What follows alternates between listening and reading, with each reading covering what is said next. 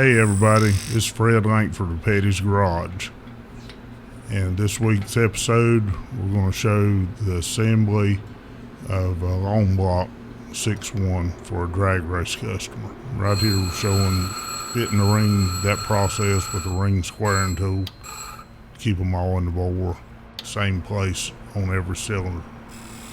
And we're grinding and deburring the rings to file fit them.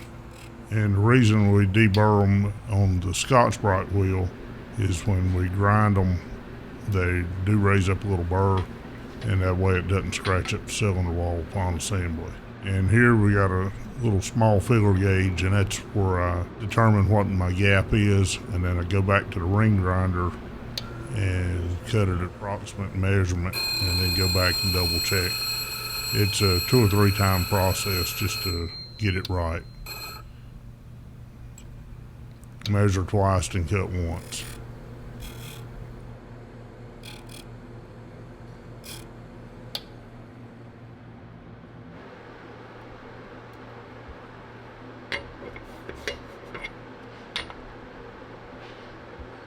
That was pretty well perfect. That's what I wanted to do, is the end gap to be set where the ring will actually hold the weight of the feeler gauge up.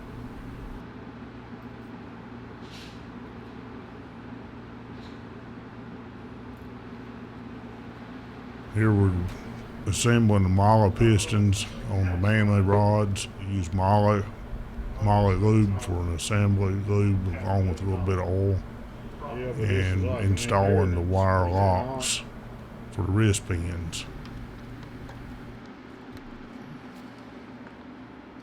And when I get it assembled, I take a 10mm socket and I just tap on the wrist pin to drive the pin into the opposite lock, just to maintain and make sure it's seated in well.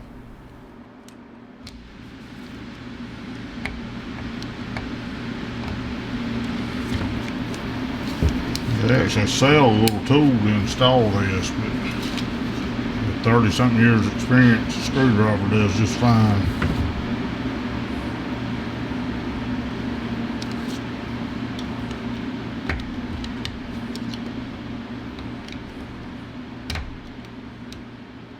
Or just gently tap just to seat the wrist pin, make sure you got in play. Now we're putting the O-ring spacer on. It's got to be oriented a certain way because the wrist pin bore, due to the compression height, is actually cut into the O-ring groove. So this supports the O-ring groove, and all that has to be oriented in a proper way. And a little side note, you see the scribe line on the skirt of the piston. That's the gauge point reference. So when I mic the pistons, you're all at the same gauge point area to get your sizes for your final honing.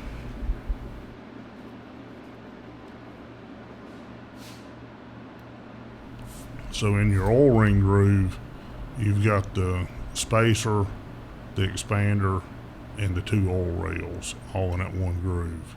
And once you get the rings on, you double check them again because they have to be oriented and spaced accordingly when you assemble it.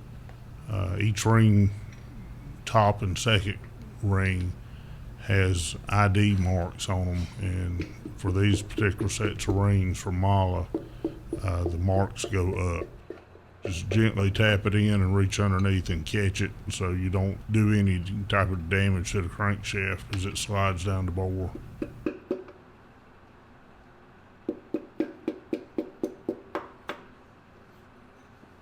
And once again, that's about the 3rd check you do as far as ring orientation, wrist pin locks in properly.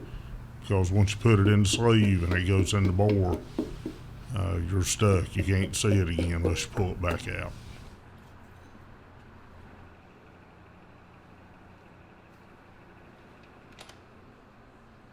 That's funny.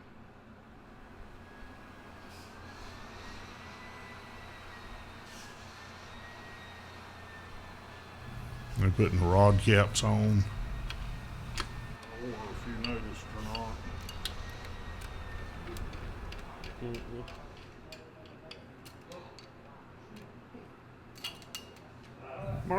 just draw them up, snug them up a little bit with a speed handle. In the next process, put in feeler gauges, take up the side clearance so the rod's not trying to twist when you torque it up. Then we take a rod bolt stretch gauge and we torque the rods up. Then we go back with stretch gauge and verify that the rod bolt actually stretched when it was torqued. It's just another way of double checking. It's always good to have a couple different verification points of reference when you're doing any type of assembly. And you want, as far as the stretch goes, 5 to 6 thousandths of stretch on these particular bolts that we're using.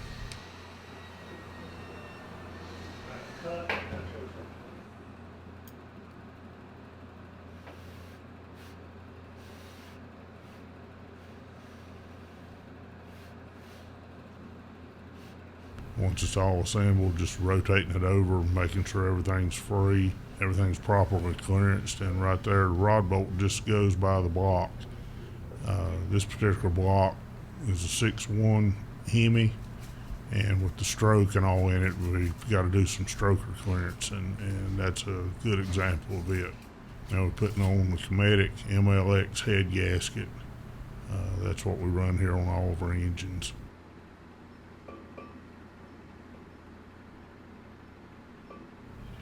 We gently drop it over the studs, and I always lube up both sides of the washers with Molly, speed handle them down,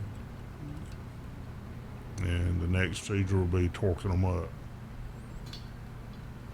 We usually torque these up to 105 foot-pounds.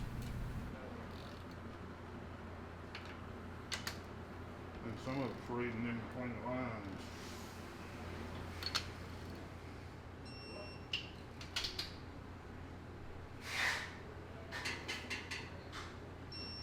This upper row, torque it up last, and the torque on those studs are 25 foot-pounds.